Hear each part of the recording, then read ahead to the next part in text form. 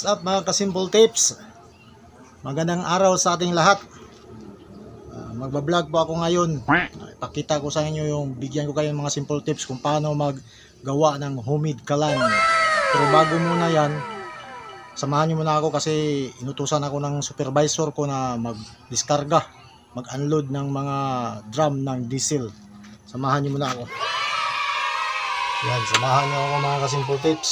Ang unit ko po, loader. Matanda na itong loader ito. Pero okay lang kasi bata pa ito. Time check. As dos chess.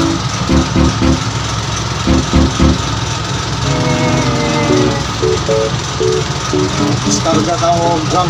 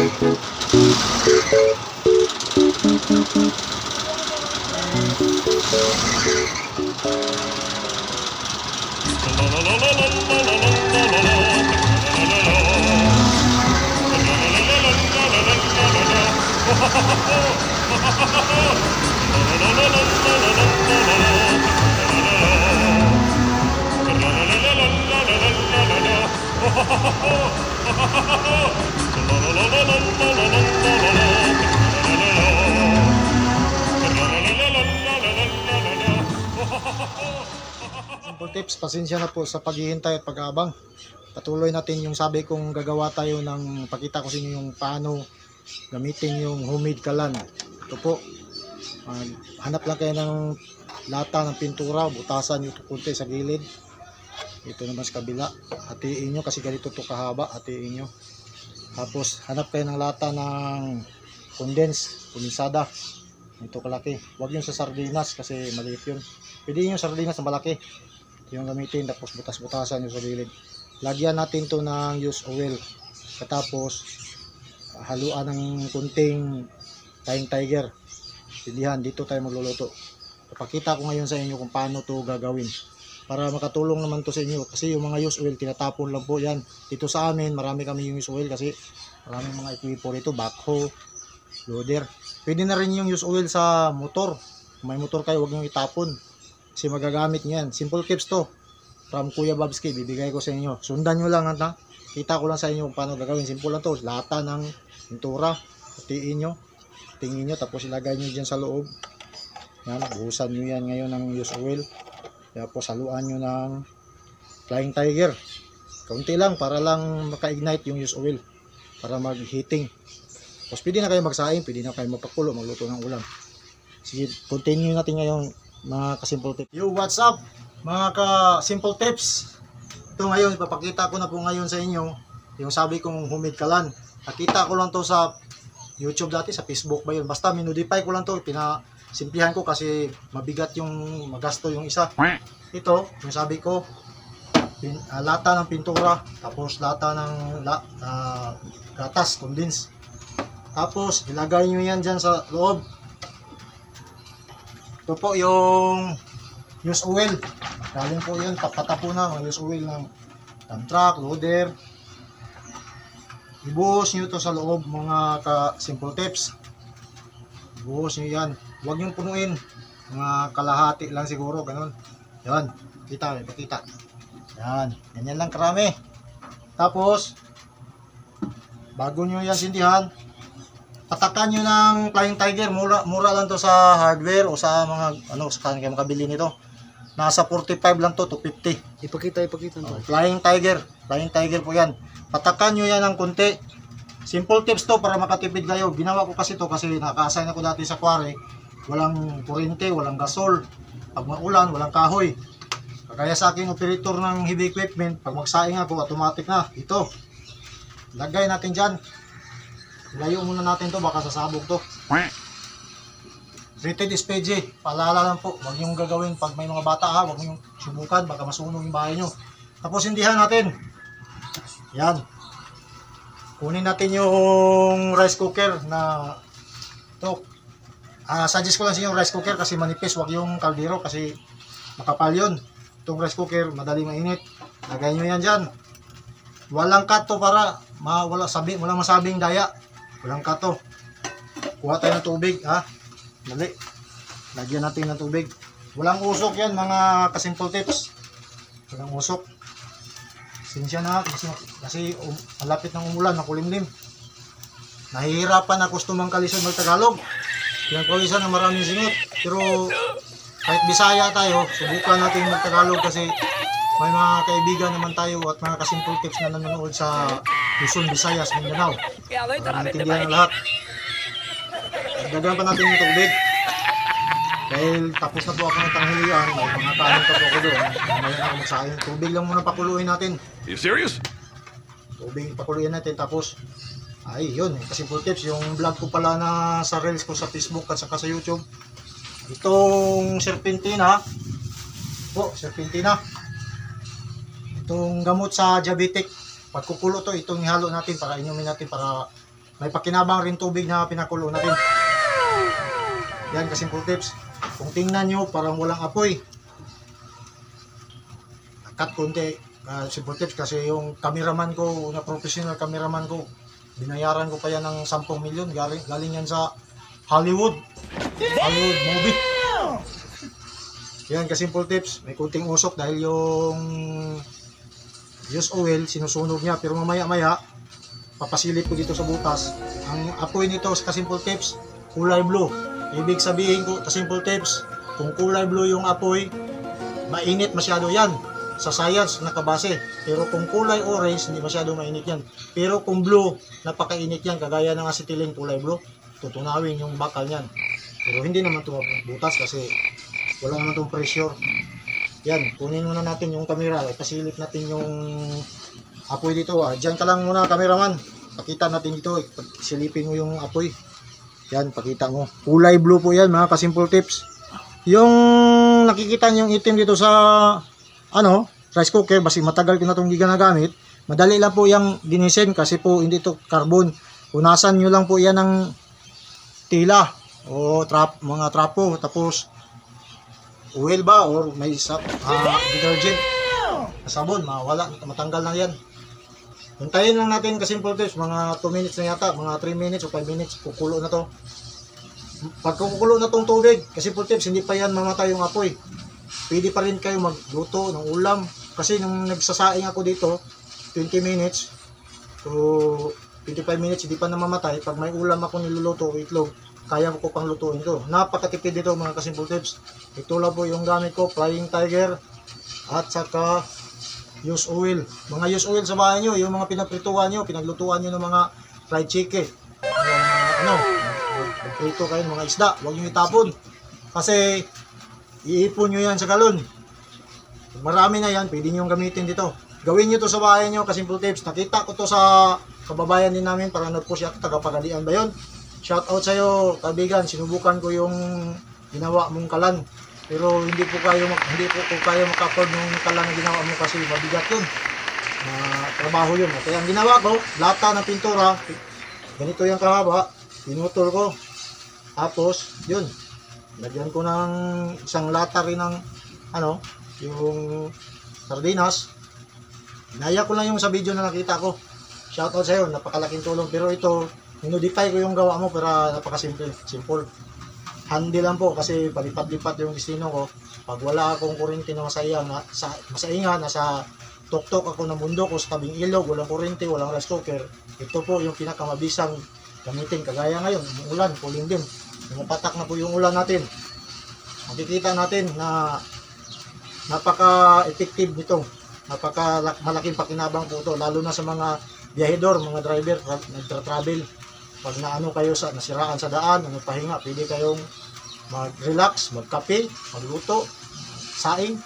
Yun, maraming magagawa nito. Silipin natin, kasimple tips. Silipin natin, camera lapit. Ito po, nagmo-balls na po. Kung hawakan natin, mainit na po. Yan o, malapit ng kumulo. Apoy na. Yan. Steady lang kayo mga kasimple tips. Panuorin nyo yung ginagawa ko kasi itong serpentina, ihalo natin ngayon dyan. Inumin natin gamot sa diabetic, gamot sa bukol, gamot sa ubo, sipon at lagnat. Nakita ko rin to sa post ng Jessica Soho. Yung ano niya, yung programa ni Jessica Soho. I-search nyo po yan, serpentina. Dito po doon ko nakita na marami kasi to sa bakod namin. Nakala ko damo lang. Marami rin nagsasabi sa akin na gamot din to, serpentina para sa diabetic. Kasi lumabo yung kaningin ko nung nakaraang taon. Ito po yung nakagamot sa akin.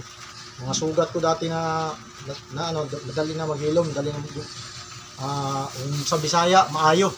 Madaling gumaling yung sugat.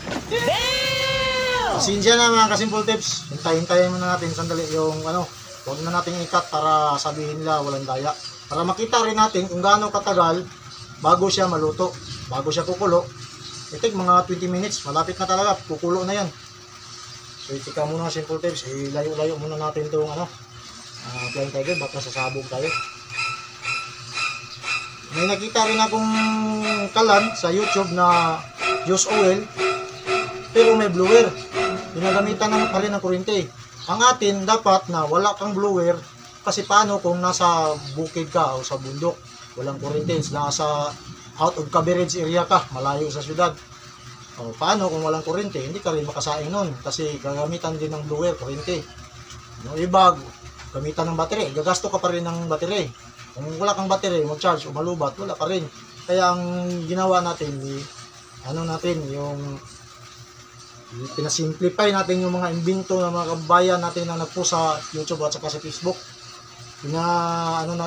Pinamadali, simple na gawain kasi ito, handy to eh. Pagkatapos nito, pwede mo to tabi agad, linisan o iligpit. Yung kalan, baka yung kulon yun eh. Baka mabasag yun, mabigat yun. Ito, napakagaan to. Mga kasimple tips, mga isang taon na yata, mahigit ginamit ko to. Pero ngayon lang ako nagkataon na mag-vlog nito, magbagawa ng video kasi nga sobrang busy. Ngayon dahil umuulan, wala kaming masyadong ginagawa. Papasilip ko sa inyo para makita rin nyo yung saingan ko. Mga kasama ko dito, minsan nagsasaing rin, nagluluto rin. Malapit na kasimple tips. Sana hindi ko papalpa kasi mapahiya tayo dun sa mga viewers natin. Mga kasimple tips. Subscribe nyo pala yung YouTube channel ko Simple Tips _ Kuya Babski. Paki-subscribe, tapos share. Panoorin nyo talaga video ko para ma-monetize naman ako, para makatulong rin ako sa inyo pag may kita tayo. Baka yung mga kaibigan natin, masira natin. Baka matsamba-tsamba lang ba? Baka yayaman tayo nito. Sana po na tuwa kayo sa kunting share na video kasi may may makukuha kayo nitong pulutang aral at makakatulong to sa ating mga kababayan paano mapadali yung yun pala mga kasimple tips. Itong ganitong flying tiger ko pag umaga at saka hapon na po ako nagluluto, aabot po to ng 15 days. Pero itong use oil na 1 galon ko, sobra na po to 2 buwan. Ngayon, dito pa po siya. Nung nakaraang taon pa po to. Nung katapusan yata ng October, ginamit ko to. October, November, December, sobra na po. Dalawang buwan na po, sobra. Yan po mga kasimple tips, kumukulo na po. Walang daya, walang halo. Walang halong daya to, walang cut-cut to. Baka sabihin, kinakat lang yan. Yan, kumukulo na po. Pasilip natin mga kasimple tips, pakuluin pa natin. Kasi po, pinaglutuan ko to kahapon ng paksiw na bangus. Kaya para hinugasan ko naman to. So, pakuluin natin ng maayos. Kulong-kulo mga kasimple tips. Pasilip natin yung apoy. Hindi pa rin nagbago yung apoy. Ipasilip natin yung apoy mga kasimple tips. Kulay blue pa po yung apoy.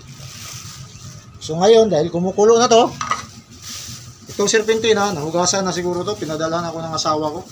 Napakabait talaga yung asawa ko, si Emma Abilino. Napakabait po yan.